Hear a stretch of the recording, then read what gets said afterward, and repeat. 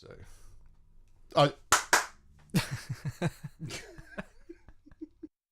Passports, please. I'm a banana. My whole weekend is ruined. Hung him for 28 days.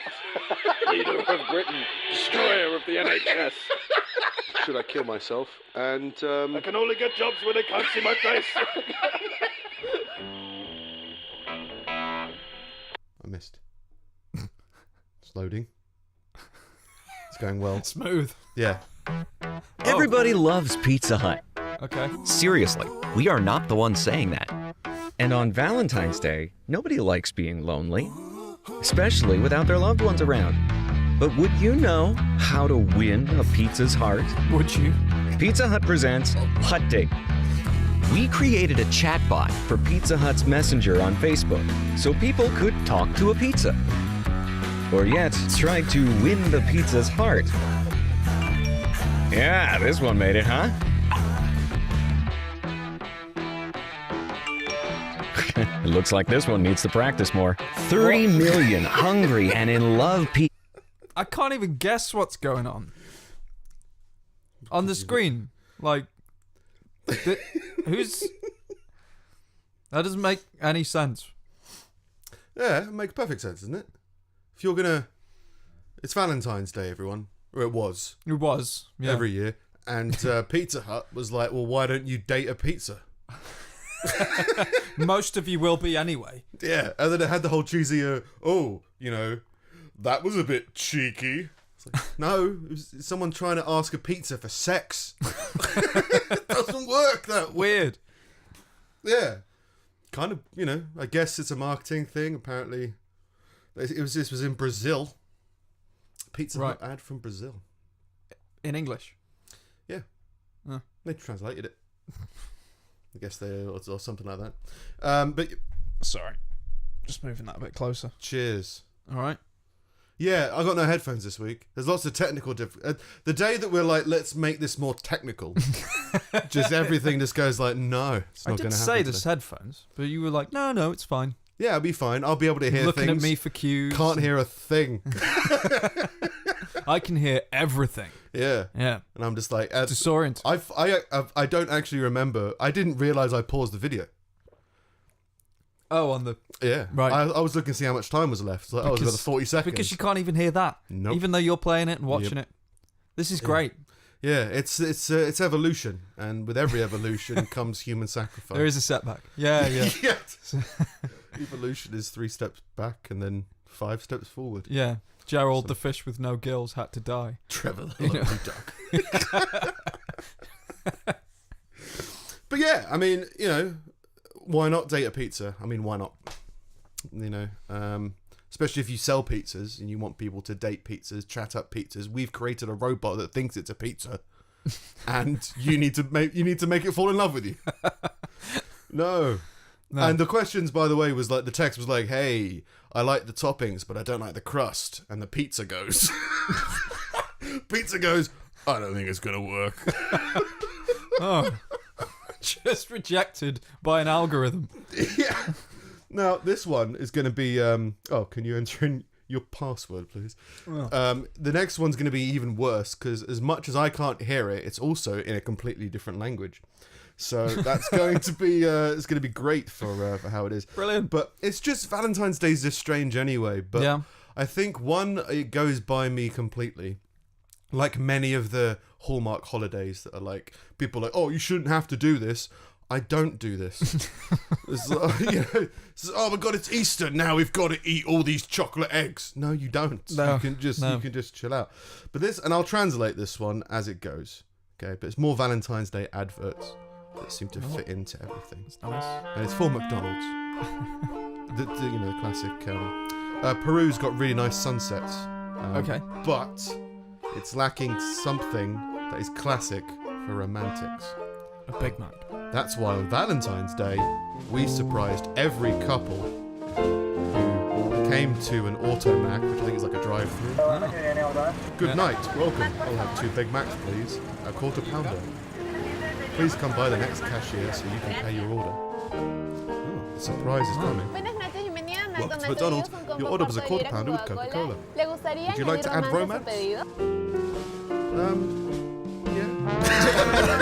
No. Do you want me to come in your car? She's handing them like a fries box with cinema tickets in it, and then they go to a drive-in movie. And I think that's what they were doing special. In the McDonald's car park, they're like showing black and white, you know, play it again, Sam kind of films. Okay. That's their thing.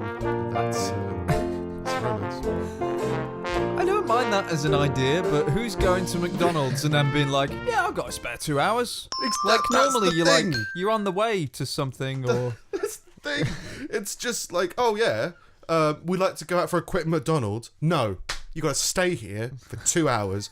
And the film's not going to start when everyone shows up. No. It's like you're midway through a 50s film. Yeah.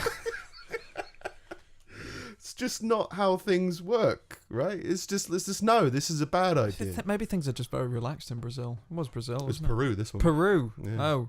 The other one was Brazil. Yeah. Pizza Hut. Yeah. Right. In Brazil, you can fuck a pizza. But in Peru, you can take a burger to a movie. Yeah. Which is... Chicken nuggets. Yeah. It's one of those things that, like, oh, they're doing something special. You know, like how people put up Christmas trees and they just keep on going on about it. Like, it's just, it doesn't mean anything. But they're like, whoa, we got to drive a movie with Valentine's Day. No, it doesn't do anything. Yeah. Yeah, so did they just run it on Valentine's Day? Yeah, there was a special thing for Valentine's Day. Okay. And again, I don't even know this really But happened. the chances are it was just single people. Well, all sitting together watching a movie in a car park. The easy route to go down is, which I think like we did when we were 12, which is like, oh, you took your girlfriend to McDonald's for Valentine's Day. It's like, yeah, but you didn't go there to dine and spend 2 hours. Yeah. You were like, let's grab something quick to eat while we go out somewhere or on the way back from somewhere.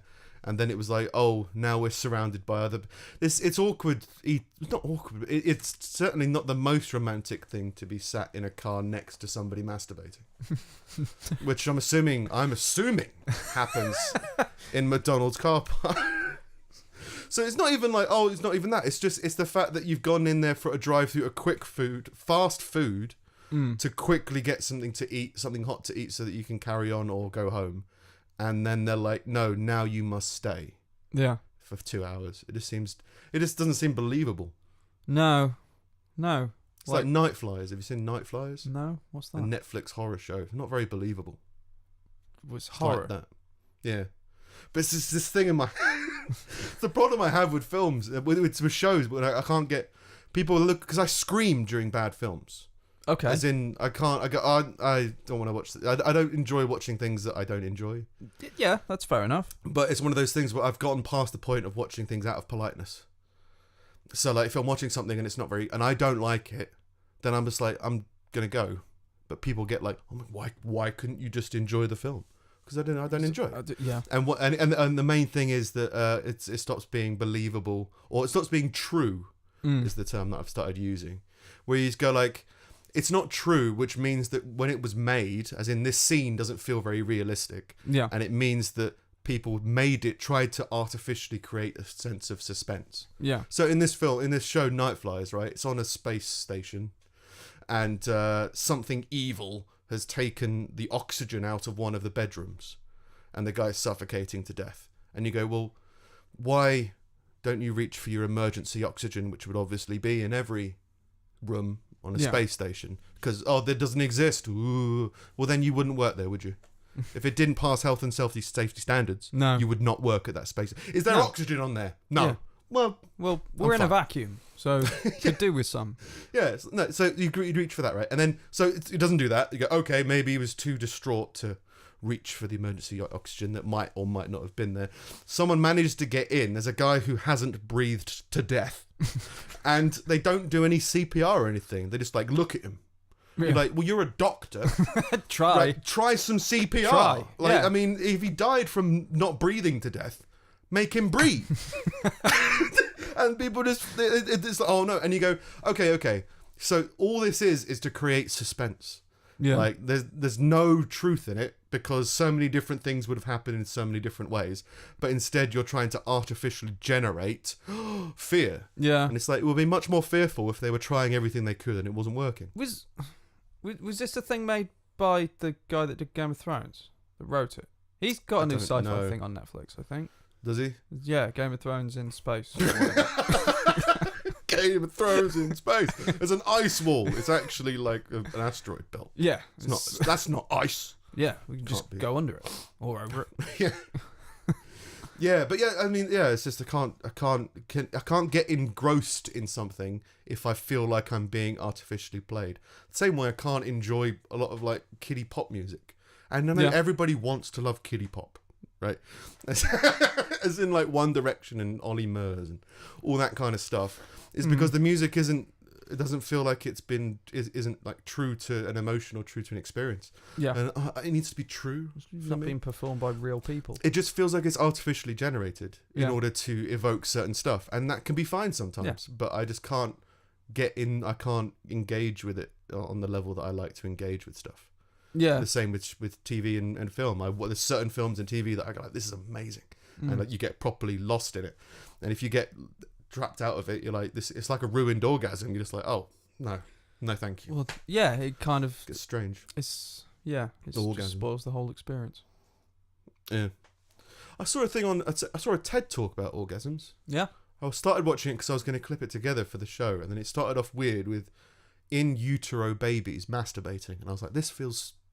What? Yeah, apparently when you're a fetus, you're already masturbating. But not when you're a baby. Yeah, just when no one's looking. But yeah, apparently they did an ultra scan. You come out masturbating, and then you stop for... You have a break. 5, 6, 7, 8 years. When the lights are on.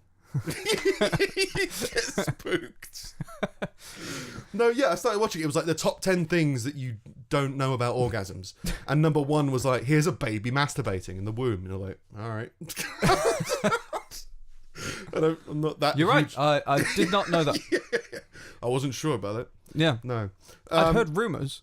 Yeah, and there was loads of stuff about love and Valentine's Day and masturbating in the news. It's just because it's the time of year, I guess. Did you do anything for Valentine's Day? Because you're supposedly in love. Supposedly married. Does that mean anything anymore? Yeah. Yeah, it does.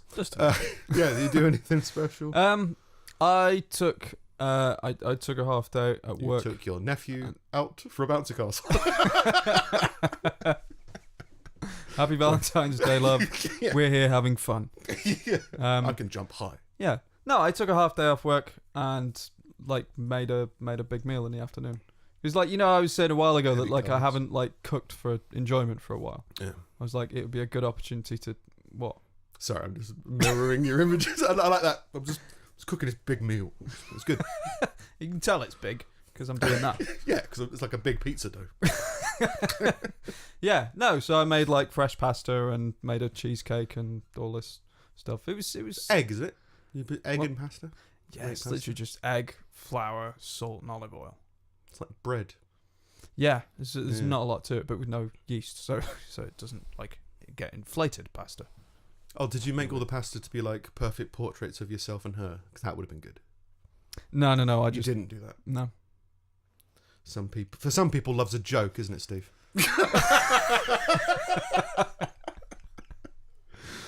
Yeah, so you made did she take half a day off? Or? No, it was kind of a surprise thing because we weren't planning on doing anything. Surprise! A surprise! My job. Yeah, surprise! I've had a fun day. Surprise! The kitchen's a mess. Yeah. No, well, we like I booked it off in January and we were kind of talking like, oh, weird time to celebrate Valentine's Day. What? But January's a weird time to celebrate Valentine's Day. I booked it in January. Yeah. Doesn't matter. Yeah, so and we'd been talking like, oh, is there anything you want to do? Maybe we'd go see a movie. It was like, well, do we want to go see a movie for the sake of going to see a fucking movie? Like, what would we, as in, what would we normally do? And we just couldn't think of anything. But I'd already booked the time off, and I was like, well, I'll spend the day like cooking and stuff. I didn't tell her, and then yeah, she'd get home, and then there's a big meal and everything ready, and just spent the evening drinking and eating and having fun. Like it was good. Yeah, she has got food allergies, isn't she? Yeah. Really, it was kind of Onion. aggressive. Specifically onion. Onion, egg, pasta. No, just onion. Just onion that you could easily slip inside a home cooked meal and Yeah. claim insurance, and it was good. It's not a deadly allergy. Is it not? It's just uncomfortable. Ooh. Yeah, it gives you. This has made me feel awkward. Yeah, just a feel of dread. It feels like Christmas '98. '98 was a weird Christmas for everybody, I think. Yeah, Furbies. Yeah. Well, did you get much Wick?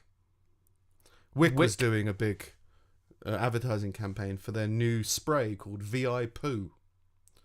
And the ad is "Make love, not odors." This Valentine's Day. Like VI Poo. like Airwick. Yeah, Oh, traps okay. bad smells in the toilet bowl, meaning the number one in your life need never know about your number twos. Oh, Got a very fragile view of love. yeah. Yeah. If he She's emits only any with me odor, because I don't shit. because my shit smells like flowers.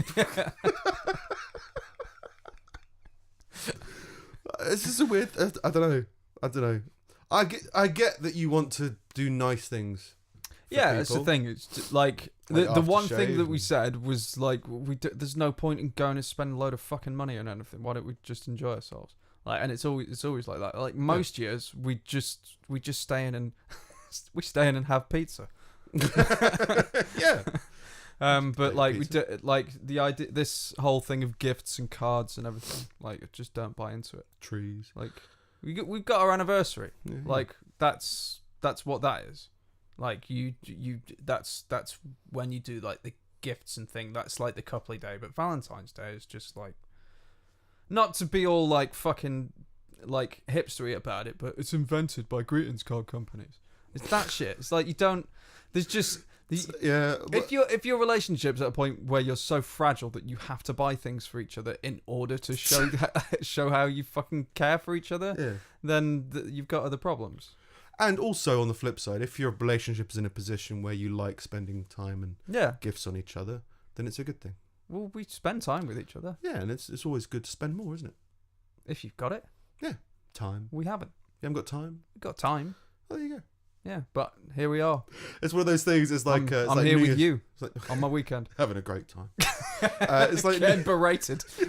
it's like New Year's Eve. I always find it funny. I can't remember. You're probably one of these people, but I know so many other people. I'm who always are one like of these this. fucking people. Yeah. Well, it's just like, I don't see that fucking point about New Year's Eve resolutions or New Year's I resolutions. used to be like that. Why not I just do it? And you're I- like, yeah, but yeah, you can no, also I'm- do it again. I used to be like that, but I think we talked about this earlier in the year. Probably. Like I was very much like that. I was just quite bitter about it. So it's like, you can do it fucking anytime, so why not just do it? But anything that helps anybody on a mass scale set a goal, even if they don't stick to it or whatever, then it's a positive thing. But it's that weird thing where like, yeah, I mean, why not do it any day? Well, yeah, why not do it New Year's Day? No. What? You're not making any sense. Yeah. No, I don't like doing it on the 1st of January. Okay. All right. Do it on another day. That's what I'm saying. Yeah. All right. So you're completely for the idea, just not on January 1st. Yeah. Yeah. Okay. I don't know why that angers you so much. Not Yeah. you, but like there's a lot of people that I know who are like, have any New Year's resolutions? No, I don't believe in them. Well, do you believe in improving yourself? Yes, just not then. Okay. Yeah. So yeah, I got the same thing about like Valentine's Day. I mean, Easter is a sacred event, so you should always celebrate rabbits. But the rest of them can go burn in hell, as they're considering a lot of other people. Yeah. But Valentine's Day, yeah, I mean, it's one of those things. It's like, oh, it's extra. It's an extra reason for people to express love. Yeah. So why not go Yeah. for it? But I mean, yeah, still shit. It's the thing. I don't. Like, don't stop shitting because for fear of your relationship collapsing. And if you need to get bleach or whatever this, it kills particles. I'm assuming this air freshener. like Febreze. Yeah, it must destroy something. You can't. It doesn't just like surround it. It doesn't like smother it with. Or maybe it does. It doesn't introduce new. Maybe it does. Who knows the science of Febreze or VI Poo? Don't shit near your love. So yeah, there's a lot of Valentine's Day articles this week just because there happen to be too many of them and not enough of anything else. Apart from Liam Neeson. Oh, yeah, I had that last week. Yeah. But I didn't get a chance to go through it. Yeah, I had thought... He's a racist. No, he's not. Well, the whole thing, just to sum it up, he had a family member, I think it was his niece, who was sexually assaulted violently. Yeah. And she said that the person who did it was of black ethnic origin. Yeah. So he went around hoping that a black man would start a fight with him so that he could kill him. Yeah. And people were like, "Oh my god, this is crazy." And they he went stopped lynching. there. Like, they just stopped there. They didn't read the rest of it. The whole thing was a fucking... It was almost a redemption story. It's like, yeah, I understand how you can get so angry and just so you can have like these toxic feelings, but like he was like, I'm evidence that you can overcome them and become a better person. Yeah, and it's that whole commentary on he didn't perform any physical actions, so therefore he wasn't guilty of physically embodying racism. Yeah, but there's a current belief that if you think something, then that's judgeable as well. As in, if you have a bad thought, if you think about murder, you're a murderer. It's like, whoa, no, there's a difference between that and this.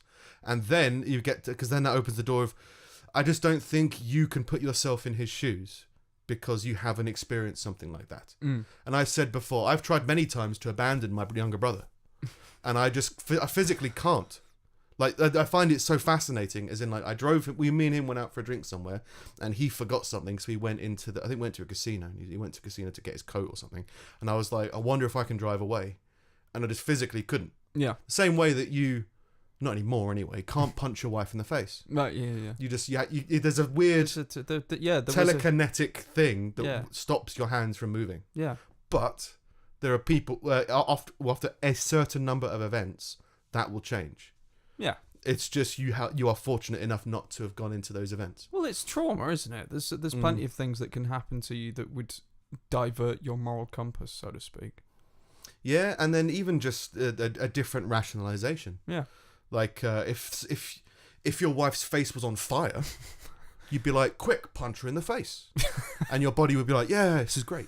Right? But so the context of it and your understanding of it and your position in the situation could mean that you cannot even comprehend what somebody else is able or thinking about doing. Yeah. So because they see it as so alien, they're like, oh, you're obviously a lesser person, or you're obviously a more evil person, or you belong somewhere else. It's like, well, no, it's just a lot of people have experienced very little about what is in life and what's going on in the real world. The blue pill, whatever it was. Yeah. Blue pill? Red pill. It's one of the pills. One of them, story ends. The blue... and the other one is something else. I think you take the red pill. The red pill. You take the red pill. Yeah. Why, oh why didn't I take the blue pill? Yeah. The guy who sounds and looks a little bit like Bill Burr, but he's not. God damn you, Cypher! Anyway. And a guy called Tank. Yeah. I'm Tank. He just watches the screens. like a real tank. I stay here. Good. Yeah. All right. Fair enough. What a tank. On to the news. I don't remember. Oh, yeah, I remember this one. Today is the day when singles everywhere find themselves bombarded with Valentine's paraphernalia everywhere they look. I didn't see anything. Admittedly, I live in a locked room. But, like, there was no, like, adverts or anything. But I remember, like, when I used to live in the outside world, I'd walk down the street and there'd be stuff in the windows. Yeah. But I wouldn't really get bothered by stuff in the window because there's, like, headless, armless people wearing clothes that I can't afford in the windows, and that never used to upset me. Yeah. So hearts that I don't have, I'm like, oh, this doesn't bother me either. So I wouldn't say they're bombarded by stuff. It feels a bit aggressive. I didn't notice anything really this year. Like I think that whole culture has kind of gotten less. In the same way that I think people obsessing over like Black Friday and shit has died down. I think people on the whole are becoming less commercial as they get wiser to the fact that they're being advertised to like all the time. Not if there's a pizza robot. No, because that would work. So, I mean, I don't know whether... the thing that I find weird about this article is it's really aggressive, but really seemingly naive. While many couldn't care less that the consumerist day of love is upon us, Uber Eats is offering a delicious deal this Valentine's Day that all singletons should take advantage of. So it's like a Deliveroo or just a service that will go to restaurants and deliver food for you when those restaurants wouldn't ordinarily deliver. Yeah. They're offering a buy one, get one free on Valentine's Day, which is not directed for couples. Only for friends. What? So if you... So, no, the company is obviously targeting this towards couples. Yeah. Obviously. It's buy one, get one free. We'd like it if there were two of you. Because then you can get more and send the deal. But they're saying, they're not targeting towards couples. They're targeting towards friends who only hang out one at a time or two at a time. If they went like, they're doing a buy 8, get 2 free, you'd be like, okay, this are targeted towards 10 people. Yeah. But this is obviously targeted towards Valentine's Day couples who don't want to go out. Well, what? I don't understand. Who's saying who it's targeted at? And why does it matter? The Independent. Okay. Yeah. So they're basically saying, everyone's been bombarded with today's about Valentine's Day, but really, it's actually about single people because we can get 2 buy one get one free deliveries. So yeah, that's for couples too. You fucking moron. The food delivery company is giving friends the chance to buy one get one free from a number of restaurants on their platform, and one of the nation's favourite is a doner kebab. And that's a big thing, apparently. After conducting research, Uber Eats concluded the most popular meal last Valentine's Day was doner kebab from German doner kebab, which is why it's been included among 600 other restaurants. Yeah. Okay. Are you saying that people in love can't eat kebab? Also, like, am I not friends with my wife? No. No. Okay. Oh, no, hang on. Toussaint Watine, general manager of Uber Eats. General manager? I'm assuming that's a high up position. It sounds like just like a manager You're of not a shop. a director. Yeah, but it sounds like you're quite up. Yeah. Explains that explains why they're moving the focus away from relationships to highlight the power of love. While many lovebirds will be out wining and dining on the 14th this year, we want to make Valentine's period all about celebrating friendship and love, whether you're in a relationship or not, by targeting couples. Okay. So if you're still holding out for your soulmate or simply want to show your friend how much you care, ditch the single doner kebab and enjoy 2 with your friend. Okay. Valentine's Day isn't the only significant event to have taken place this week. Yesterday marked Galentine's Day, a day where women across the world pay tribute to the strength of their female friendships, which developed in Parks and Rec. Who's the Amy Poehler, I think, started this thing, which is like women getting together for friends and stuff like that. Yeah. And they could have a kebab together. And then there were... Yeah, Vix told me about that because she said there were people bitching about that. I mean, like, they're commercialising your friendship. Like, all right. But again, only if you give them money. Only if you buy into it. Yeah, if you give them money, if you spend time with your friends, they don't win. It's still Christmas whether you buy a present or not. Yeah, or have a tree, or got a wet floor. Either one of those. Another one's a lovely, heartwarming Valentine's story. A husband who has given his wife the same box of chocolates on Valentine's Day for the past 39 years says he's continuing the tradition. They're not gone off. Can chocolate go off? It goes white. It goes weird. Chocolate goes white? Yeah. Have you ever opened an old chocolate bar? No. No, it's almost like white and dusty. It's weird. White chocolate bar? No. Like just a regular like milk chocolate. Like the inside of a cream egg? No, not that white. It almost looks dusty. Like it goes and it loses. You could still eat it, but it just loses quite a lot of flavour. I don't know. The flavour dies. I don't know the process because it's not mouldy or anything. It won't kill you. Milk. Yeah. One of those weird things was like if you like milks. Maybe they use ultra heated milk, which is some kind of magic milk. It never goes off. Yeah. Why not? We've boiled it. We've boiled the death out of the milk. Don't they like radiate it? That's pasteurised, isn't it? Chemo. Pasteurised milk is chemoed milk. Well, isn't. Well, I don't know. Don't they? Is it radiated? I don't know. I don't know the difference between milk. I know one's like you add water to it, or it needs to be treated. You're not supposed to drink raw milk, but you can. Yeah, just put some chlorine in it. Let's pour a little bit in a swimming pool and empty the swimming pool into another cow, and then you got milk. Great with Frosties. That's how it works. Even as his wife is losing touch with the world around her because of dementia. Kind of helps, I guess. Ron and Donna Kramer are a married couple from Albuquerque who first met in 1979 when Ron knocked on her door working as an insurance salesman. Oh, I think it's meant to be. After the pair started dating, Ron asked her what she would like as a gift for their first Valentine's together. She said chocolates. It's not as cynical as it seems. Like he bought a box of chocolates from one of those craft chocolate stores, and if you keep the box, they can put the new chocolates, in the same box the following year. Right. So it's the same box, but with different chocolates. Okay. I think that's what they were trying to advertise. Oh. You can put stuff in a box. Right.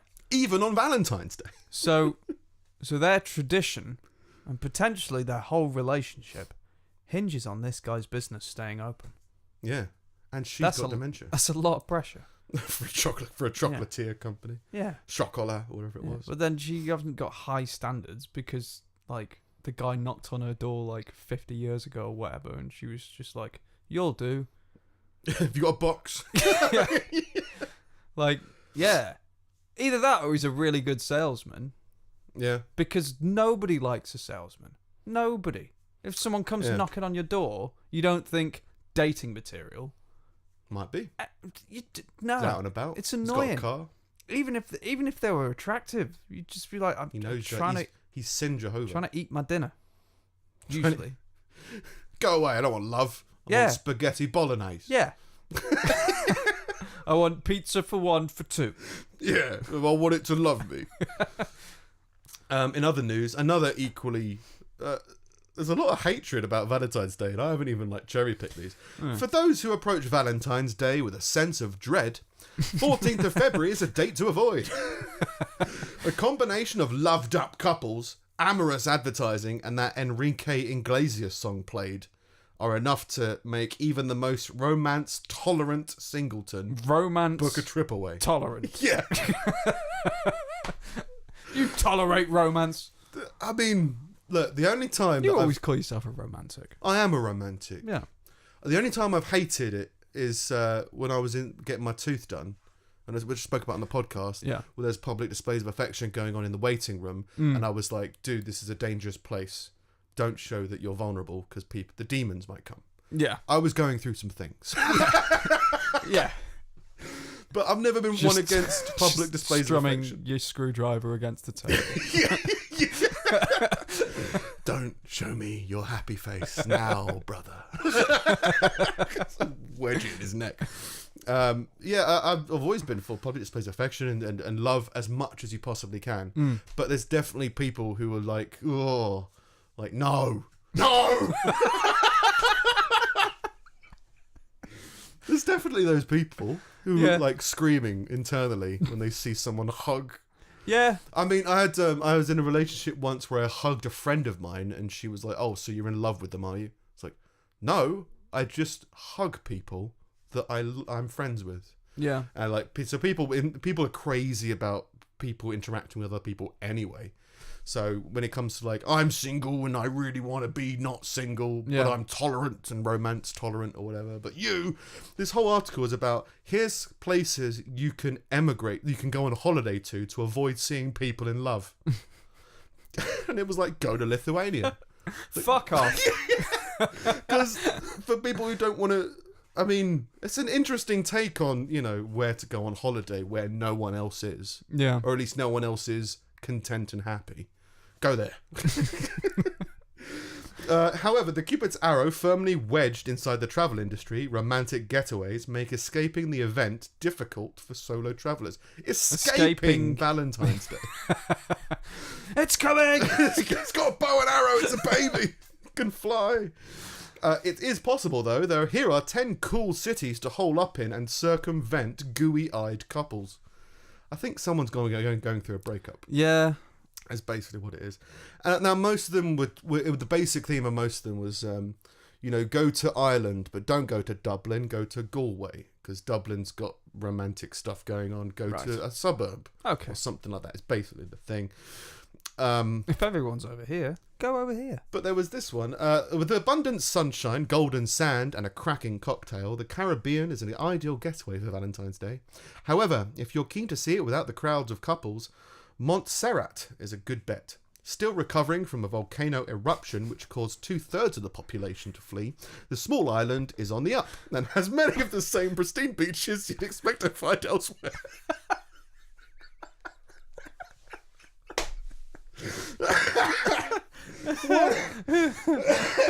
Fuck up to a volcano.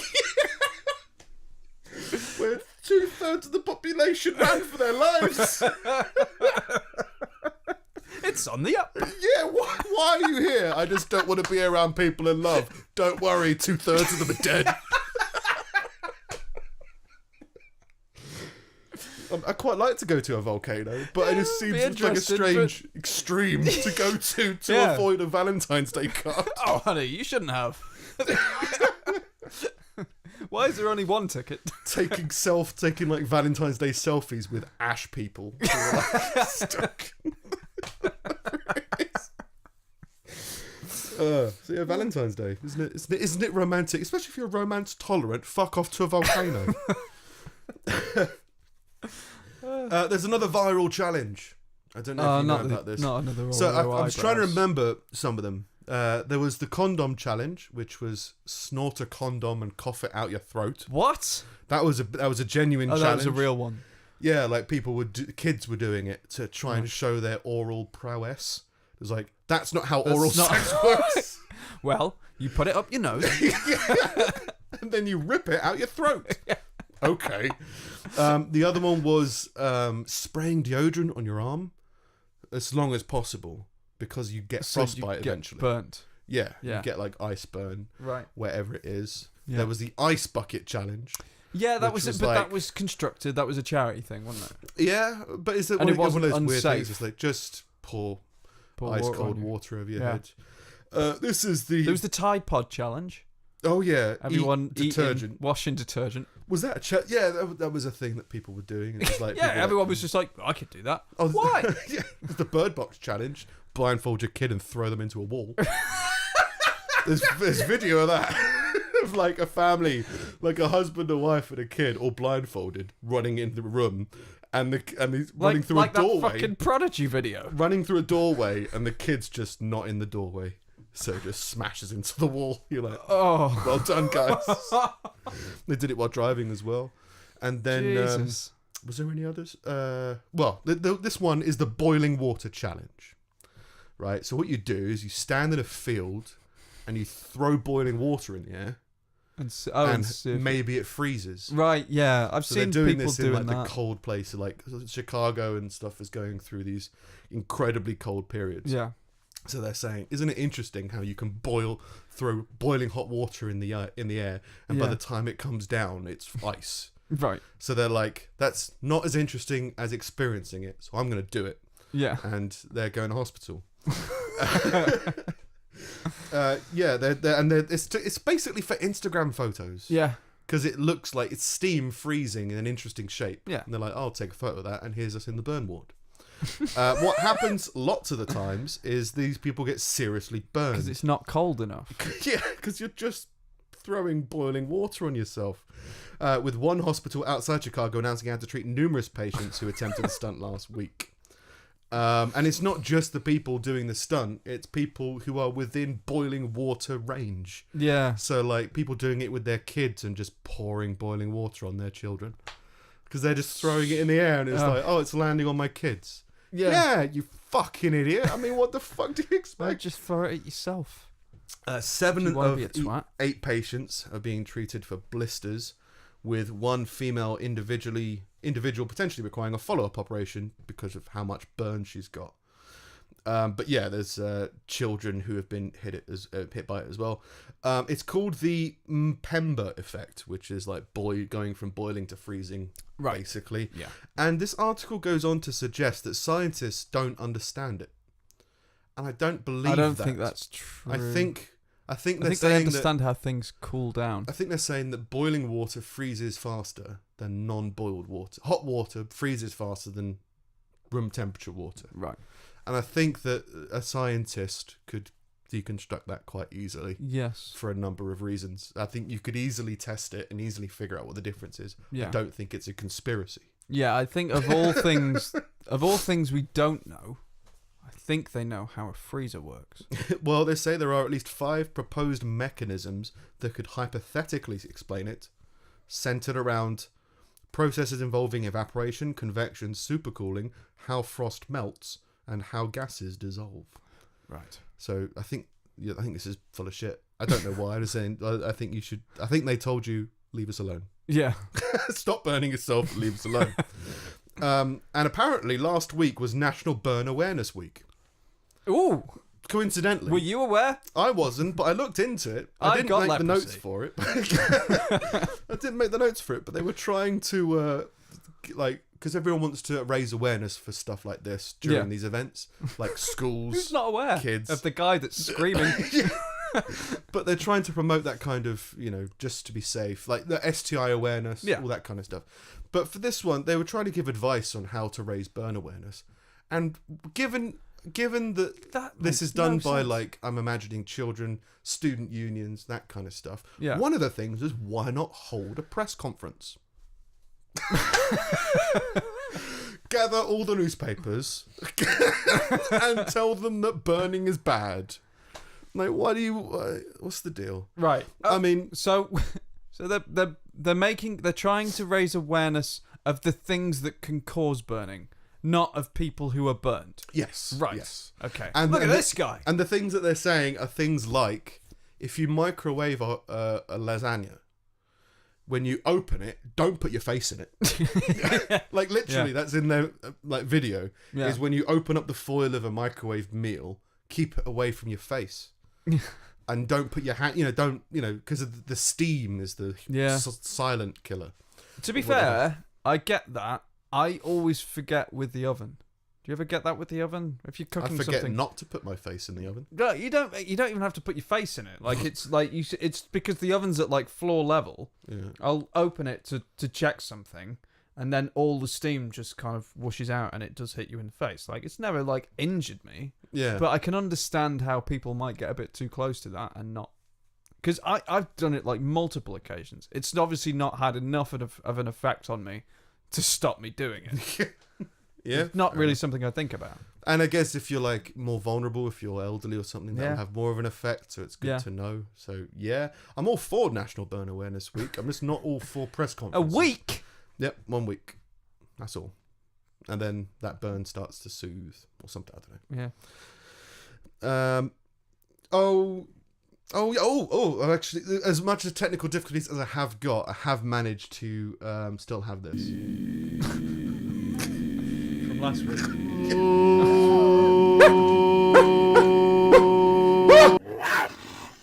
Still don't quite understand it. A person who went into an abandoned house to smoke cannabis found a tiger. Before or after smoking? Before. Oh, okay. But it would make you question it. Am I already high? Police in Houston, Texas, had to be Texas. Of course it's fucking Texas. It's a fucking tiger renting a house. Said that the 401k. when the person was called to report what they had seen on Monday, they thought he was hallucinating. Oh, yeah. Yeah, sure. But when they arrived, he wasn't. There was indeed a large tiger in a cage in a garage, basically. A few packages of meat had been kept nearby, but other than that, there was no sign that anyone lived in the house. Officials told local news networks that they will now investigate how it ended up there. Good. That's the next step. Yeah. Not sure how news... I think it's more important just to get it out. I think it's more important to make sure that the guy hasn't had a heart attack. Yeah. Because I think that's one of the things that, you'd be like, I came here to relax. They said the concerned citizen who first saw the tiger didn't live in the house and was just trying to get in so they could smoke some marijuana. We questioned them as to whether they were under the effects of the drugs or whether they actually saw a tiger. The concerned citizen was trying to break into a house Out of concern. Smoke weed. Yeah, to relax. Police described the cage as rinky-dink. Texas. Is that a Texas thing? It seems like that. It's rinky-dink. There's a rinky-dink in Yeah. here. According to CBS, and it had been sealed with a screwdriver and a nylon strap. Oh, the tiger was in a cage. Yeah, It wasn't don't just worry. like, It's hey. secured by a nylon strap. Oh. Despite £600 tiger. despite being relatively calm for a tiger. Had the tiger been smoking? Yeah, the tiger was just like, "Hi guys, I know what you're thinking. Don't worry, nylon strap. I'm fine. Yeah. I'm just chilled. Yeah. Okay." I've got this figured. Orange with black stripes. Yeah. Despite it being relatively calm, it had to be tranquilized so they could get out of the house safely. Gee, I'm already calm. I'm in a cage. Yeah, what do you want me to do? I haven't attacked anybody. I'm just chilling here. I was gonna bum a There's bit a of a nylon spliff. strap. Yeah, exactly. Not going to hurt you. It has now been transferred to a sanctuary elsewhere in Texas, although the exact location has not been publicly disclosed. Because I imagine lots of pot smokers want to go smoke with the tiger now. Hey, where's Tony? Hey. But that's not the only big cat news we've got this week. Big cat news. Meow! Male tiger Asim was brought to the zoo from a Danish a safari sim? park. He is not real. From Danish safari park 10 days ago in the hope he would be the perfect mate for long-term resident tiger Malati. After spending time apart in the tiger enclosure to get used to the new environment, the two were then introduced to each other earlier. Oh, it's Valentine's Day. He killed her. Just outright. Fuck you, bitch. Dead. Tensions quickly escalated, and when things became more aggressive, and Malati died in a fight. A statement issued by the zoo said Asim was immediately moved to a separate paddock. But despite the best efforts of the vets, the other 10-year-old Malati tiger died. It said, "Our focus right now is caring for Asim as we get through this difficult event. Staff are heartbroken by this turn of events." On Valentine's Day.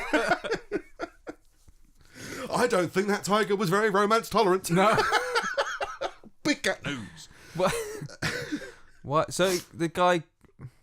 The male tiger got into the enclosure? So they bought a male tiger to mate with their current female tiger. Oh, and They arrived in the zoo and gave him some time to get used to the place. Yeah. Then introduced them to each other. Yeah. And he fucking killed her. I just... Yeah. Just because it was a bit tense. Yeah. He doesn't like to perform under pressure. Yeah. No, we've exchanged keys. Everything's signed. Yeah. It's mine now. Yeah, it seems pretty You can't tense. come back for your stuff. When the male tiger arrived at the zoo, they described him as a handsome, confident cat who's known for being very affectionate with the ladies in his life. And we're hoping he'll be the perfect mate for our beautiful Malati. He fucking killed her. He's confident. I'm sure he is. Yeah. He's very affectionate. Too affectionate. I'm confident I can kill you. The zoo's previous male, JJ, which had fathered 7 cubs previously with Malati, was moved to France. All right. In 2013, Malati gave birth to 2 cubs, but one fell into a pond and drowned. Happy Valentine's Tragic Day. life. It's one of those things where you go like, there has to be some kind of chemistry. You shouldn't be in a relationship that you don't want to be in. No. That's the moral of this story. Yeah, yeah. And even if your friends pressure you into a relationship, just kill her. Yeah, it's like, no, some people don't work together. Yeah. And everyone's seen those relationships. Some where you're like, I'm people, not it sure. takes time to work that out. Others, you find out very Others quickly. like, I'm a straight shooter, and I'll shoot you in the face. Okay, that's all the big cat news for this week. There's a new play that has offended people. Oh, great. I'm starting to get a bit bored of these kind of articles, but it's always interesting when it's like, oh, it's still happening. Yeah. Kind of thing. A new play about autism has sparked a row by using an inanimate figure in a central role, while the other characters are played by humans.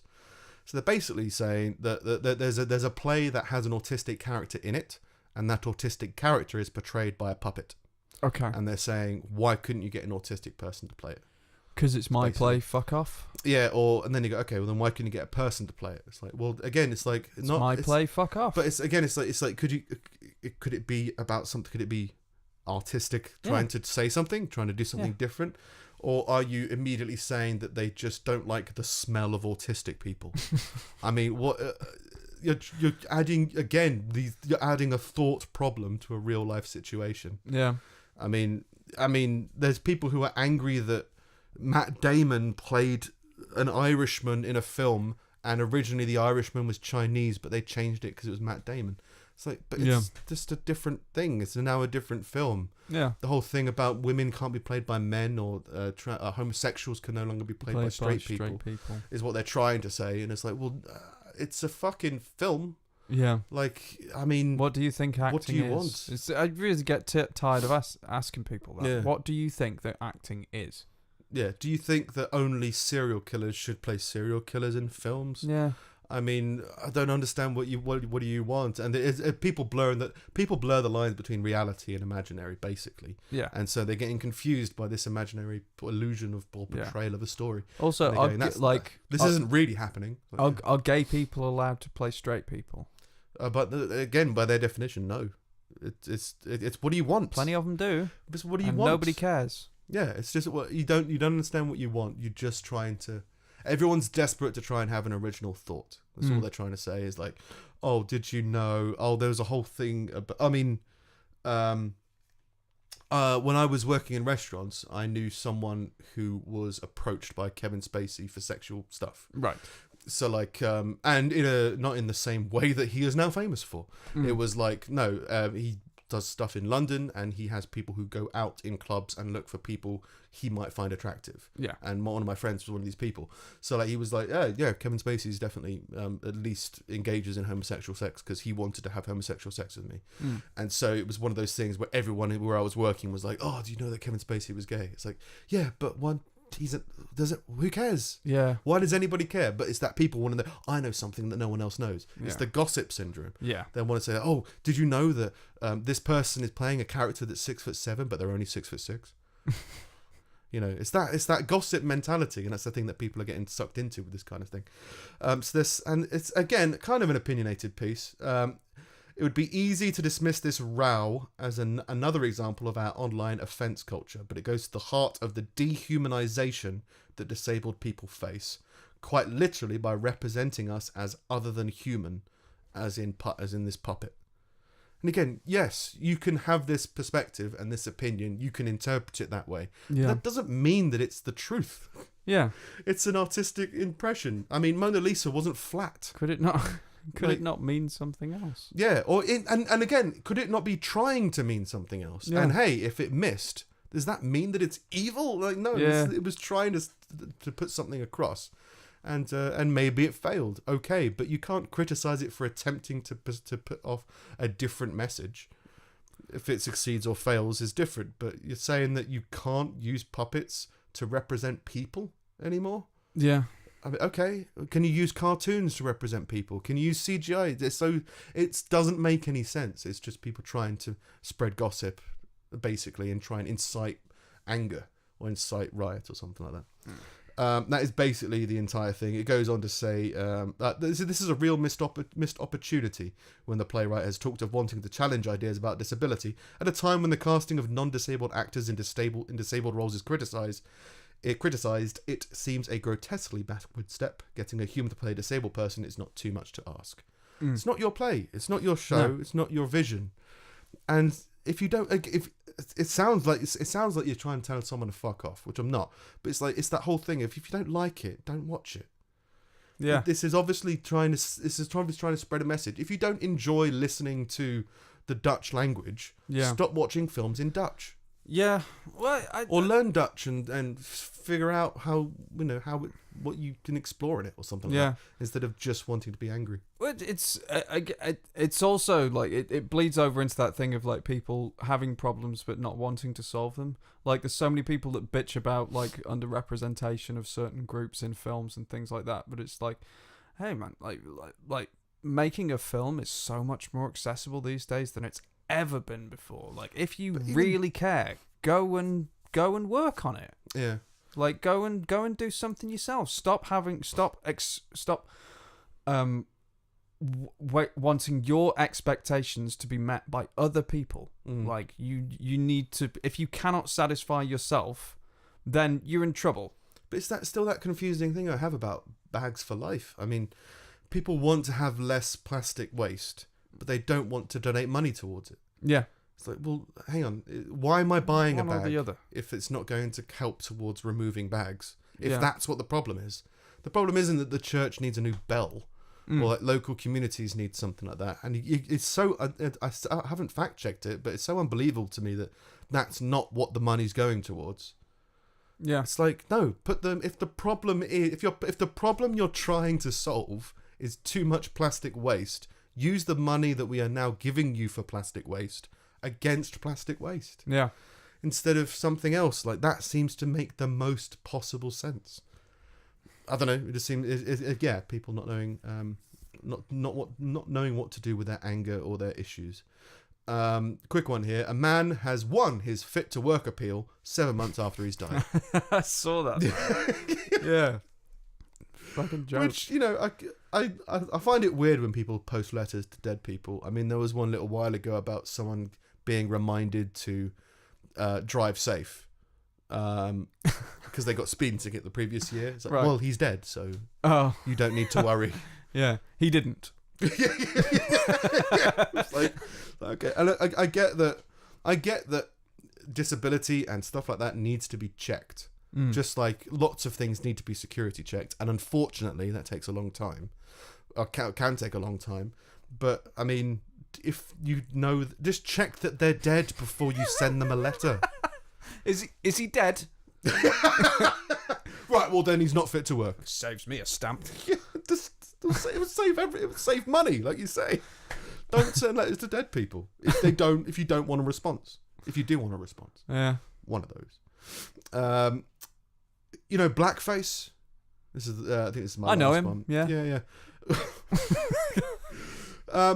There's been all these things about blackface has been recently resurfacing. I'm assuming because of Valentine's Day. Right. There was one about, I think it was Gucci had a turtleneck jumper, and the jumper was black, and the turtleneck came up over the bottom half of your face like a balaclava that had a gap for your mouth, and it had red around it, and they're saying that's blackface. It's a jumper. Yeah. And I guess the thing that they're pulling at is cartoonish red lips, because apparently that is a racial thing. Like a gollywog. Yeah, I think that's what they're saying, that's the negative. That's the bigger negative stereotype in that example, at least. If that's what you see, fair enough. If that's what you want to see, but do you honestly believe that they would actively seek out that image? Well, this is where it got to in this article. There was blackface on shoes. That's blackface. It's on a shoe. What? Like, there was a cartoon face on a shoe. And when I say a cartoon face, like an emoji, Yeah. but the shoe was black. Okay. So it had like white googly eyes that you would have on any cartoon character. Right. And it had red lips. And they're saying that's blackface. And it's a shoe. That's not blackface. But that's a thing with a black face. But just, what is... Blackface are you trying is something... to mock... So are you saying the shoes are white? I don't know. No, but that's just it. Like, if in order for that to be blackface, the shoes have to actually be white. Yeah. Well, no, because saying the Gollywog example, it's a cartoonish deformation of a race on a shoe, and apparently the thing is all this means is that if you see someone with red lips, it's potentially racist. Just as if you see someone whose eyes are a different or a particular shape in a cartoon, maybe that's racist. And you go like, hang on, why? This was Katy Perry's fashion line. They are black with part of a line of shoes of various colours with faces on them. Apparently one of them resembles a person with blackface. Katy Perry has said, was Katy Perry's You're Gonna Hear Me Roar? Yeah. I just couldn't remember who she was. I was saddened when it was brought to my attention that it was being compared to painful images reminiscent of blackface. Our intention was never to inflict any pain. We have immediately removed them. It's shoes. It's shoes. It's shoes. How are we simultaneously living in both the smartest and dumbest iterations of this fucking planet? The shoes are being removed in order to be respectful and sensitive. Respectful shoes. If I was going to somebody's house and out of respect they hid their shoes, I don't think I'd feel great. No. Be like, do you own shoes that actively disrespect me? Like, hide the shoes or take the shoes out back and don't show them to anybody. Yeah. Okay, fair enough. She's wearing bald shoes. Fans and critics reacted online to express disgust that they would even put the shoes up for sale in the first place. Of course they did. Everyone took to Twitter and expressed a real opinion. It's just, I mean, I want to see these shoes again because I might be misremembering how racist they were. I might be misremembering what racism actually is. I mean, these are the shoes. I'll show you, Steve. There's one that's white and there's one that's black. It's a face. I think I can do this. You can, but it won't be in focus. That doesn't work. No. Google it, Katy Perry blackface shoes. And it's just, all right, fair enough. It looks like a Muppet. Doesn't even look like that. It Well, doesn't, like, it's just... But it's just what I'm saying. It's a cartoon. It's a shoe. It's a shoe. It's got a nose. But this is the... This is what the people It's are just angry more about. fun to be outraged, isn't it? But it's not. No, it's not. It's not. People just don't know how to handle their emotions. They just people want to be included inexperienced because with they're their sad, stuff. lonely, pathetic people.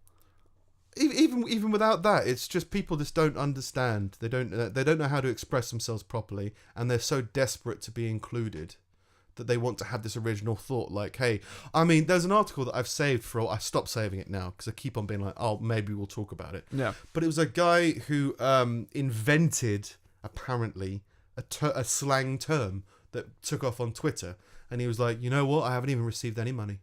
It's like for a slang word that you No one gets paid for making up words. And it's a whole long article about how, like, oh, you know, I said this word and that it was like beast or something. Oh yeah, I said beast, and then no one said it for a while, and then Beyonce said it, and then everyone's like, oh, Beyonce came up with this word. Oh, I came up with that word. It's like, chill the fuck out, bro. But it's that was already a word, dude. It was I can't remember the exact word. It was something like that, and it was just like, well. So he invented the way a word was used. Well, it was just trying desperately to be seen on Instagram. You should have trademarked It's that whole massive celebrity addiction that just seems to have swallowed a lot of people up, and it's just wanting to be the center of attention for whatever reason. It just seems to be, so okay, fair enough, that's what you want. And it's the same thing, people say, I'm the one who showed people that Katy Perry's shoes were blackface. It's like, well, do you think black people look like shoes? Do you think a gollywog looks like shoes? What's the point you're trying to make, and what change are you trying to evoke? It's fucking stupid. I don't understand. I just don't. It's you kind of feel sad for these people because it's kind of like, you know, you don't know what you're doing. I honestly don't think it's real. Like, it's like, I don't mean like it's not actually happening. I mean, I honestly don't think they feel. I don't think they care. I really don't. It's impossible to care about that much stupid shit. It's I don't think it's on our spectrum. Well, I think it's the equivalent of like seeing a crack addict come up with more and more creative ways to cure their crack addiction. Yeah. And you're watching it like, I don't think that loofah is going to cure your crack addiction. I don't think shooting up a shopping centre is going to cure your crack addiction. No. They're like, no, I just need one more. You know, it's like, no, this seems to be, they're just chasing that high of attention on social media. Yeah. I guess that's what it is, rather than, because that's the consequence of desperately trying to get an original idea. Like, oh, I'm the first woman to balance a glass on my arse. That's the whole, what's that woman person? Kim Kardashian. Kim Kardashian, yeah. She's like, I've got so much plastic in my arse, I can put a glass on it. Okay. But then she's like, I've got all these retweets and I've got all these weird likes. Brag, bro. Like, okay. Yeah. And then people just trying to get that. That's why you see in these articles, they're like, oh, I've got 11,000 likes on this tweet. Really? Okay. Does that mean something to you? Sick. People don't like when they receive hatred on Twitter. I love it. Yeah. I've only got it a few times, unfortunately, for jokes that I've made. And, one was about, like, jokes that people are just immediately taking. I think one was, like, a Princess Diana joke. They're like, go away and die. I was like, yeah. This is like, I'm glad that I've reached somebody on some level. It's just a genuine joke. Yeah. As opposed to, like, I wasn't roasting anybody. It was just like, it's just something that people got upset by. Yeah. So why does likes... I mean, I don't know. No, it's a weird currency that people like. There's a YouTuber that I listen to. He's a filmmaker, Matt Diavella, and he was talking. He was talking on his podcast with someone about making YouTube videos, and he said, like, you don't really. There's plenty of, like, small channels who just get constant, like, positive feedback, and really that's kind of a thing to fear. Like, you don't want that. But as soon as the negativity shit starts flying, like, you're having an effect. Like, there's something there. As soon as there's contention amongst the group, as soon as there's two sides to it, then your audience is kind of growing, and you're being able to sort of start challenging people. Like, so, like, I understand that kind of, like, that want to get to rile people up or get like the joy that you can have from getting, like, a negative reaction. Well, if it goes back to it's a true reaction. Yeah, like you can have if you experience something good or you experience something neutral, you can try and be like, oh, that was really nice, just try and be polite. But if you're not trying to be polite and you're just genuinely being like, this made me feel this emotion, it's way more interesting for me. But I might just have a twisted way of experiencing compliments. Yeah, no, I understand it. I think, but also I guess it's what you're putting out. Like, if you're putting out a joke that's in response to something, or if it's something that you come up with original, like, it's not like recording, like, a cover song and have everyone be like, it's shit. Like, that's a bit different. That feels somewhat more personal. I think with a joke, if you get any reaction, it's good. Because most of the time, if it doesn't do anything, then nobody will care and no one will say anything. Yeah, it won't evoke anything properly, so it'll just be a kind of a flat note. Yeah. Yeah. But yeah, that's me for this week. Yeah. Blackface on shoes. Blackface on shoes. I think it came up because there was a senator or someone in government in America. Their yearbook photo was Michael Jackson in blackface with something else. Right. And so they were getting like, oh, this guy needs to resign. And he was like, one, it's not me in the picture. Someone chose it for my yearbook photo. Yeah. And two, I'm a doctor and I want to help. Why do you care about what high school was like 16, I think? Yeah. Why do you care about what a 16-year-old version of me thinks? Why don't we fix this country? No, but you did this and we know your secret. All right, chill out. Yeah. Can we not talk? I don't know. Strange. The anti-Valentine's Day protest march held in Tokyo. Sorry. That's wrong. Anti-Valentine's Day protest march held in Tokyo by the Revolutionary Alliance of Unpopular Men. Hang on, they were protesting the anti-Valentine's Day No, march. they held. They are right. Yeah. Okay. Yeah. Kakumaiteki Himote Domai, I think. Well, I wouldn't date him. Braved the cold as members showed up for the 12th annual Valentine's event. 12th annual. 12th. 12 years we've been doing this. We're still unpopular. Yeah. That might have you thinking they're true romantics, but actually it's just the opposite, as that name, I'm not going to try and say it again, translates to Revolutionary Alliance of Unpopular Men. Beginning with a rally at a park in Tokyo's Shibuya neighborhood, the Revolutionary Alliance of Unpopular Men leader Takayuki Akimoto greeted those in attendance and took a moment to praise the group's continuous efforts to bring down romantic capitalism.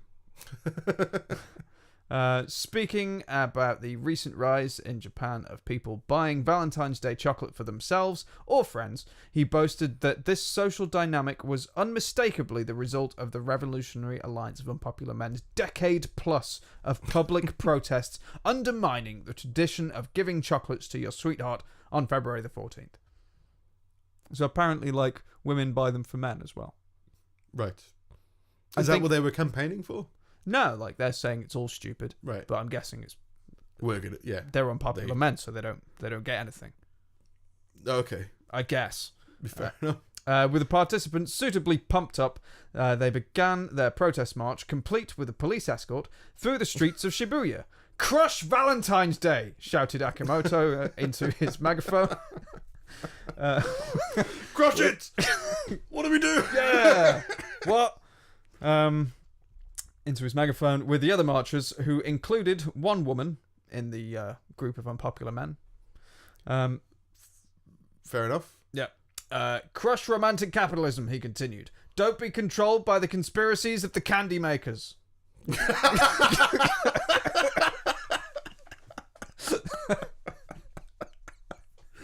Candy makers. Fuck them. Crush them. I think this is a conspiracy. We're trying to take down big candy.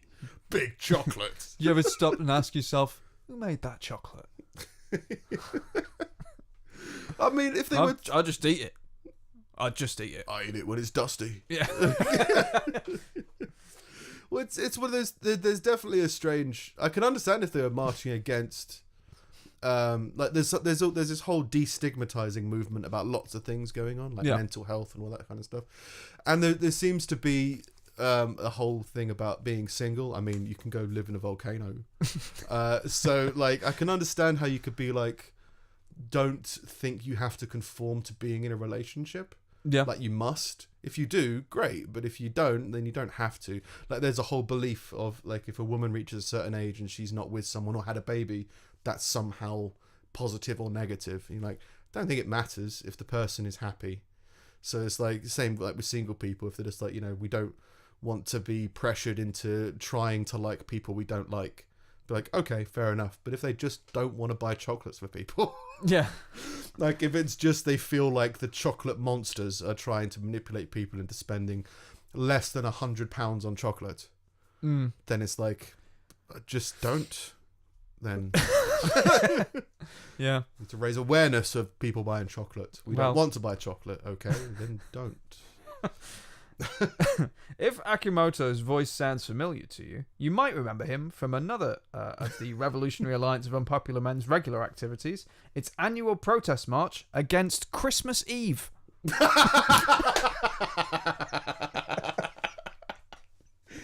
Don't mind Christmas. It's fine. It's fine. But I hate waiting for it for less than 24 hours.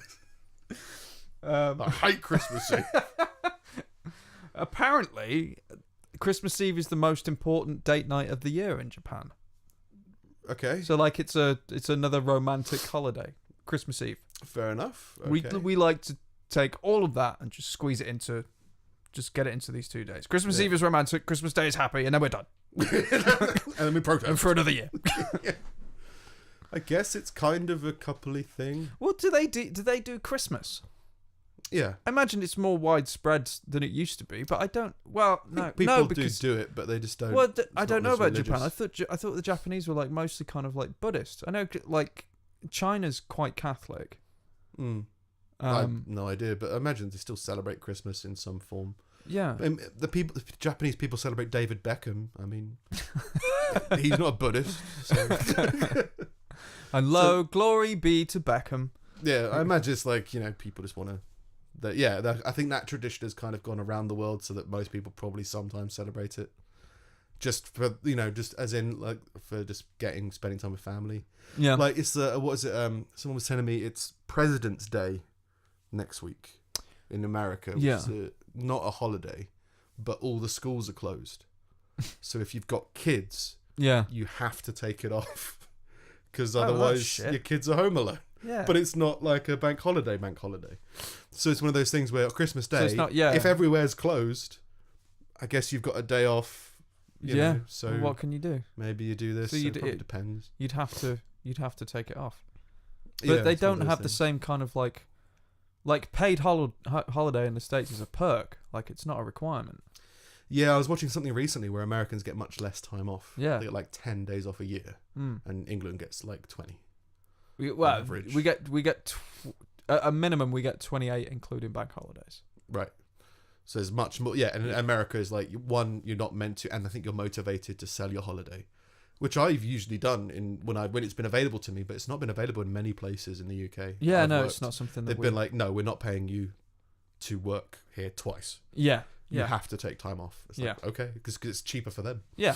Which I'm not sure if it is, but hey, yeah. So in America, they definitely have less holiday. The Alliance also often holds a protest against White Day. After Labor Day. It's observed on the 14th of March, when Japanese men are supposed to give thank you gifts to the women who gave them chocolates on Valentine's Day. Oh, yeah. I was thinking, something was rattling around. Yeah, there's something about how there was some kind of tradition in, I think it was Japan, where on one day of the year, all the men give Valentine's Day gifts to, the woman say a woman gets multiple Valentine's Day gifts, she has to reciprocate that gift, that favor, to either like the most valued gift giver or something like that. So maybe that's what that is the following year it is then reciprocated in some way. Yeah. It's something like that to do with, depending on what is received on Valentine's Day, you are reciprocated in some way on another date. So maybe that's what that White Day is. It's like, I got 5 gifts, this was the best, so I'm going to spend that day with that person, or something like that. Something like that. So yeah, I guess if you're against Valentine's Day, you're probably against anything any to day do with connected that. to it. Yeah. That makes sense. Vegans have struck a deal with an abattoir to give cows their last rites before arriving at the slaughterhouse. But I think striking a deal with an abattoir is probably is a good place to start any kind of change. Well, he's got the abattoirs on his side. Don't argue with this guy. Last rites. In what language? It's in Leicester. Mono, in stereo. It's in Leicester. So English, I guess. It's in Leicester. Just some guy. Yeah. Hallowed be. What are the last rites? Do you know? Well, the thing is, I don't know what the actual ones are. But these are the cow ones. These are the cow ones. The vegan activists have struck a deal with an abattoir to allow them to stage last rites ceremonies with incoming cows. Incoming! To tell them, we love you, we are sorry. I guess that's their last rites. Jeez. Leicestershire Animal Save, crap name for a group, are hosting roadside monthly vigils. Roadside, just as they drive past. Sorry! Excuse me, cow, while you're driving to the abattoir. We're sorry. Look, I've got a truck full of my mates here. I'm running late. Yeah, please leave us alone. Yeah. Roadside monthly vigils once a month in Melton Mowbray. That's where they make the pork pies. In which they whisper phrases to cattle before they arrive at an abattoir run by the Foyle Food Group. Activists who have held 35 ceremonies since founding the group in 2015 also hold signs which say your taste equals their death. Okay. Group founder Dina Ahern said the group had an understanding with the slaughterhouse bosses who let them stop the trucks and trailers which transport the cows. The 38-year-old former solicitor from Leicester said, we want to make the cows feel at ease every time because they're living and sacred beings. Former solicitor because used to be a solicitor, but then everyone she was defending, she just lean in, whisper to them, I'm sorry. I'm really, really sorry. And then you should deal in an abattoir. Do I look like a cow to you? Cows have a living soul and conscience. We really want to help comfort them. We have to arrange and give them 2 weeks' notice. The abattoir, not the cows. For when Trying to get a cow to sign a 2 weeks' notice. All right. For when we're going to be on site. When we arrive, usually about 8 a.m, we gather outside the slaughterhouse on days when the abattoir is operational for about 3 hours. And when we stop each of the trucks, We then stop each of the trucks and are given 2 minutes to say our last goodbyes before they go and get a bolt gun put through their heads. Yeah. We whisper phrases to them like, "We're sorry, we see you, and I love you." We see you. We see you. These are the same phrases that were written on bananas and given to hookers. This is true. A couple of weeks ago, that was a horse of the apocalypse. Now it's a cow. Now it's yeah. Ms. Ahern said she believed the peaceful protests are the best way to spread the message about veganism and animal welfare. She said any social movements have different kinds of action, and a lot of vegan groups resort to violence. But we do not condone this, and the best way is to peacefully spread the message. I agree with that. Yeah, I mean, hey, if the reason that you're protesting or being active or trying to get into activism is because you have an issue with something. If this is what eases that issue and makes it more bearable for you and you feel like you're helping, then hey, this is a good way to do it. Like, yeah, it might cause a slight slow of production, but if that doesn't affect anything, hey, if this is what helps, I mean, there's going to be a queue anyway. I mean, it's confusing, but it's okay if that's what you want to do, and if that's what helps. Yeah, it's better than blocking a road or, throwing paint over somebody. Plus, it's like that thing where if you approach someone with a differing opinion with hostility, you're not going to change their mind. Yeah. Like if someone says something that is incorrect or something, and you'd be like, "Yeah, good going, stupid." Like they'll get defensive. Yeah, if it helps you. But it's confusing because from my perspective at least, you kind of go like, I don't understand what you're hoping to achieve. Yeah. Right. It's the same. I said before that I used to clean hedgehogs. Right. If I was doing that because I wanted to. That seems like such a happy job. It's not. And it's you. I really didn't enjoy it at all. No. And I didn't. The other people who were doing it didn't enjoy it either. The woman who ran the place seemed to enjoy it. But yeah. We were in our house. Right. So I think she might have just been watched a really good episode of EastEnders or something. But so I did that for a little while, a couple of weeks. Yeah. If I was doing that because I wanted to stop world hunger, I'd be confused. And so I told people that I'd be confused. And that's how I feel seeing these people who want to prevent animal cruelty, I'm assuming, and are doing it by whispering to them that they can see them. It's confusing to me because I go, I don't see how that correlates. But if by cleaning hedgehogs, I feel like I've exercised that demon or that burden of world hunger's killing everybody, but at least I'm channeling that energy into somewhere else, fine. It's great.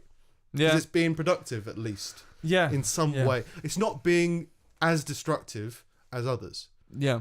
And you go, hey, if this helps you channel that concern or anxiety or your fear, then hey, great, good. Yeah. You could probably take it to another level and do something more productive, which is the gut reaction, isn't it? It's like, if you don't believe in animal cruelty, why not produce more vegan foods that people enjoy? You go, well, that would cure more, that would create less animal cruelty if people were marketedly deciding not to choose meat and therefore choosing something else. Yeah. I mean, I like vegetable crisps. Yeah. As in like parsnip crisps. Yeah. And if I have a choice between a parsnip crisp and a barbecue beef crisp, I'll choose parsnip crisp, saving that cow. You're not really. You're a saint. Yeah, I'm such a good person. But yeah, like you could do more with it, but not everybody is capable or destined to do great things, world-changing things. So hey, if like you, I'll choose with your parsnips. Yeah, but no, if you're just at least they're channeling it into a good place rather than trying to create an argument or a problem with people. They're saying like, look, we're choosing to do something different. Okay, great. That's the way to live your life about everything. Yeah, yeah. If you hate, if you hate Justin Bieber, just be like, look, I just don't like him. I'm not going to talk to him. No one has a problem with that. If you're going to follow him around and yell at him, then people are going to have an issue with it. So yeah, at least you're channeling that energy into a positive and least destructive place. It's fair enough. Yeah.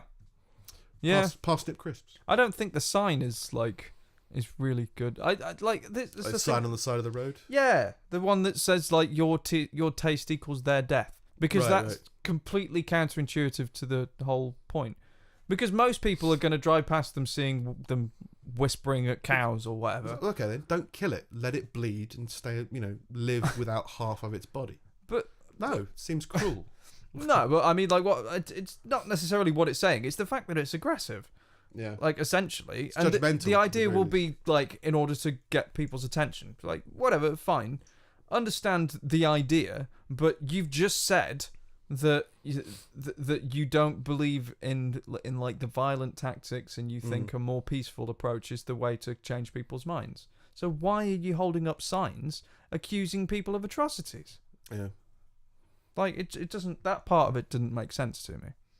Yeah, it's like, it feels like they're trying to say that they're not being confrontational while holding a confrontational While being sign. confrontational. Maybe if I get out of the car and come up to you in person and speak to you, you wouldn't be confrontational. But I don't know that driving past you. I'm just going to be like, look at these fucking dicks whispering at cows and calling me a prick. It doesn't... Yeah, it's weird. Anyway. Steve's collection of useless meanderings. Scum. It's over now. There you go. Yeah, it's so weird not being able to hear anything. I thought I'd hear something in the fade. Nothing? Like, no, absolutely Anyway, nothing. Silence. I didn't press anything. Okay. I was imitating. Oh, okay. Yeah, that's... Was that scum? Yeah. Yeah. Yeah. Okay. Yeah. Oh, right. Yeah. Yeah, because you don't even know what it was. No idea. During a visit to the zoo, Mike Tyson offered the zookeeper $10,000 to open a gorilla cage so he can go in and punch the gorilla, who he noticed was bullying all the other primates.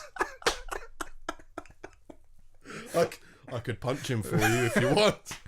I will pay you to let me punch that gorilla. I still don't think it would have done much. Even if it's No. Mike Tyson, I No. feel like a gorilla would be like a baby gorilla has punched him. You're not ready for that. You're not ready for a gorilla. Mike, you've got the tiger. Calm down. You're the heavyweight champion of the world, Mike. Like, don't punch a gorilla. What have you got to prove? Yeah, Yeah. but it kind of feels like he was just trying to be nice. Yeah, it wasn't gonna hurt the gorilla or do that. He was just gonna be like, hey, fuck off. I hate Mike's bullies. Mike's here. Fuck you. Don't bully other gorillas while I'm around. Yeah.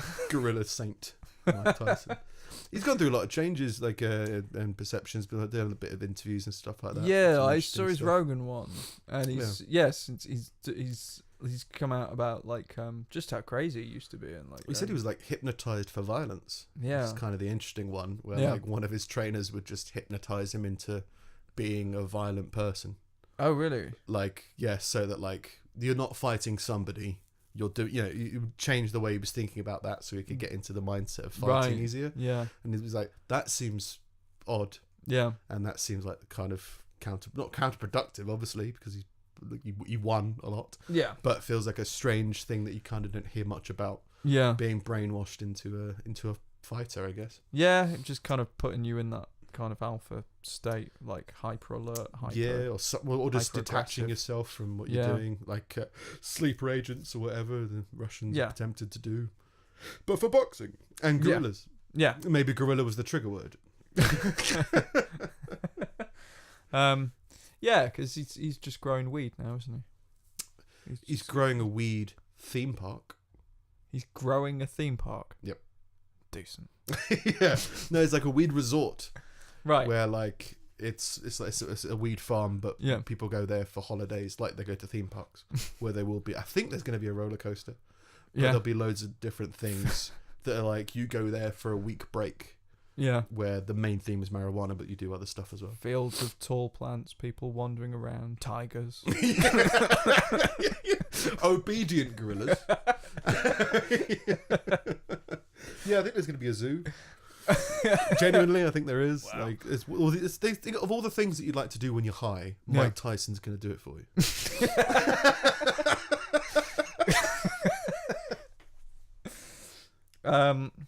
The pirate Benjamin Hornigold once raided a merchant ship just to steal the hats from the ship's crew because his crew had gotten too drunk the night before and had thrown theirs overboard. Where's your hats? I just want the hats. Just we're a gold merchant. You've killed half of us. Yeah, yeah. My Hats, my please. back. I just the hats. Yeah, please. It might rain later. What if the sun gets in their eyes? Yeah. And can we get 13 more as well? And a gun rack. What am I gonna do with a gun rack? There's a theme park in Lithuania which recreates life as a USSR citizen.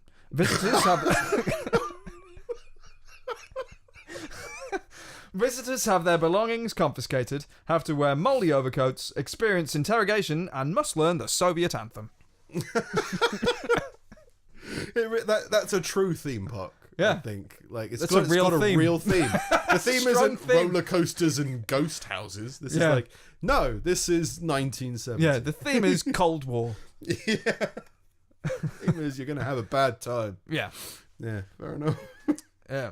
There's a small one. The bailiff on Judge Judy makes $1 million a year. Have you ever seen Judge Judy? Yeah. Yeah. Just a guy that Bits and stands bobs. there, like, waiting Yeah. to cart people off. Yeah, but he's selling his image, isn't he? I guess, Yeah. like his likeness. Yes. His likeness. $1 million. And I suppose it wouldn't have started at that. Like, that's ramped up. Yeah, I mean, I think the thing about Judge Judy was she was the very first of that type Yeah. of show. Yeah. She So- makes a horrific amount of money. Still does. Like, Horrible. it will just yeah, like, unbelievable. It's because she just produces everything herself. Yeah, well, the writing's easy. You Yeah. don't write. Yeah. Right, it's the court Just- reports are you're written you're a for you. lawyer. We're gonna bring people in, and you just be a lawyer. Yeah. Okay. And you'll just when you make subsidiaries and whatever the Yeah. royalties and all that kind of stuff. Yeah. So I think that kind of makes sense. $1 if he's million building a show. year, man. Yeah. It's weird, isn't it? Because I don't know what the Americans are like. I think 40% tax is like $1 million. It would be quite high. Yeah. Well, but the UK still. is 50. I think America's 40. Yeah. So he's already got down to like $600,000. It's one of those brutal things where you go like, it's so strange when you think like I just want to. No, we're having half. Okay. And there's people campaigning for like 70% tax. You're like, that sounds. If you're on $1 million and you get $300,000, Yeah. sounds crazy. Yeah. Could be right, could be wrong. Well, but no, it sounds strange. because it's staged. It goes in stages, isn't it? So like so it's the same with us. Your first 10 grand isn't taxed. Then 10 grand to 30 grand is taxed 20%. So that's But taxed like, 20%. okay, and then so- 30 to 50 grand is taxed 30%. Or Well, I think it'd be 40% or weird to whatever. pay £100,000 tax. Yeah. Yeah. And I think if you earn $1 million a year, you'll probably pay. You will Oh, pay that amount. yeah. It's so strange. Yeah. But it's still necessary for society. But Yeah, it does that's feel how like that'd be a weird position to be in. Yeah. Because you'd be like, I mean, you hear like athletes getting paid these amounts, and you go like, half it, Yeah. just because of tax. And you go like, I just won 25 million. No, you won 12.5. That's the weird thing over there. The whole Strange. prize tax. Like there's Prize loads. tax. Well, yeah. So there's loads of like game shows and shit over there, which like you win a car, but in order to receive the gift of a car, you have to pay the Pay tax for on or it. something. So Yeah. most people can't afford the prizes that they win on game shows. It's fucking crazy. I've just won $20 million, but I have to pay $4 million for Before it. they'll give it to me. So I just Okay. can't have it, I guess. Thanks. Yeah. Who wants to be a millionaire? I do. Well, you can't. Yeah. Cheers. But you can pretend for a day. Everybody knows your name. And finally, male fruit flies seek out alcohol when sexually rejected. Oh, I just want to die. Yeah. Yeah. Fruit flies are the ones that live for a day, aren't they? Probably. Might as well get, if you're not getting laid, you might as well get wrecked. For your entire life. Yeah. That's it. I'm drinking till I die. Tomorrow? Tomorrow, yeah. Okay. What have you got to lose? It's like bees. Bees only live a short amount of time, I think. I don't Do know. they how make long mead? bees live. No, Guess but they do. there are like the drunk bees, aren't there? Like if you get bees, Yeah. the species of bees that live in apple orchards, and you get bees that are like bouncers that hang out on the front of the hive, Yeah. and then if a bee comes back from eating apples and is too pissed, you can't come in. They leave him out. They kick him out until they've sobered up. And he goes and tries to find some fruit fly friends. Rip it up on the side of farm. Yeah. Fair enough. What happened to you? Oh, Judy rejected me. Yeah. Like, just all of them. I Like, can't get in my house. Bees.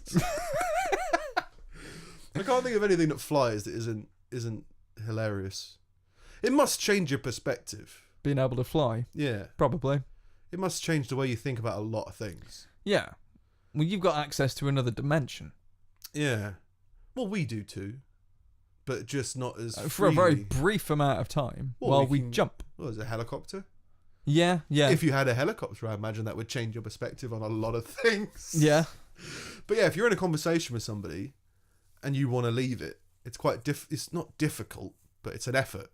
Whereas if you could just float up, you know what I mean? Just very quickly. Bye. You'd be like, yeah, it's great. This is great. I don't have to have conversations with anybody anymore. Yeah. Yeah. I mean, what kind of fruit fly would be rejected, I guess is the first question. Sexually rejected by a fruit fly. Maybe one that's already drunk. Is that important in the fruit fly world? Being sober. I Yeah. suppose not. There's no way to tell if they'll be drunk all their life. You've been alive for a day. Yeah. You've got to do those weird dances, probably, haven't you? That's what the animals do. There's like a bird that's like a parking alarm. And that's how it attracts a mate. And that's a shit parking alarm. Yeah. Like, okay. Leaves. Just imagine the fruit fly as well. Name all the fruits. I know 3. Well, then I'm not having sex with you. Fuck. Yeah. Look at all the shit in my nest. Yeah. That's a lot of birds that do that. You're alive for a day. Yeah. Can you imagine being a baby and trying to get laid? Can you? I mean, You get practice in the womb. You've masturbated in the womb, Yeah. but trying to get laid when you're a baby. Yeah, no. Like, you Well, haven't that's even got difficult. language skills at that point. You can't No, but articulate But you yourself. can fly. You get so distracted by flying. Yeah. I don't think I'd like. I think flying would be a burden. I think it would severely hamper your social skills if you could fly before you could talk. Someone's trying to teach you something. Yeah. Flying away. Yeah. Just buzzing Yeah. around the window. Yeah. Well, I feel like flies have to clean them. Anything that flies has to prune itself and clean itself quite regularly, don't they? Because like otherwise they can't fly as well. Yeah. Like birds have to get oil on their Yeah, feathers and they'll stuff have that. like a gland on the back of their neck or something, and they preen themselves to Yeah, breathe. so you have to be pretty OCD to fly. Yeah. But I quite like it if all OCD people could be pushed off a cliff. And they learn something. They're like, oh, I can fly. Great, Yeah. go do that over there for a while. Yeah, fuck off. I'm too Yeah. I'm too concerned about how much of a dick I'm gonna be because you're cleaning Just yourself. keep going till you see the volcano. Be tolerant of romance Yeah. and OCD. Yes. Yeah. But yeah, so I think that's us. Yeah, that's me. Yeah. So yeah, I'm at Nick Snip. I'm at Sing It Steve. And we're at Pulling Teeth Pod, I think. Pulling Teeth Pod on Twitter, and we are wisdom at pullingteethpodcast.com. Yes, great Via email. success. Yes. Great success. Cool. See you next week. Yeah.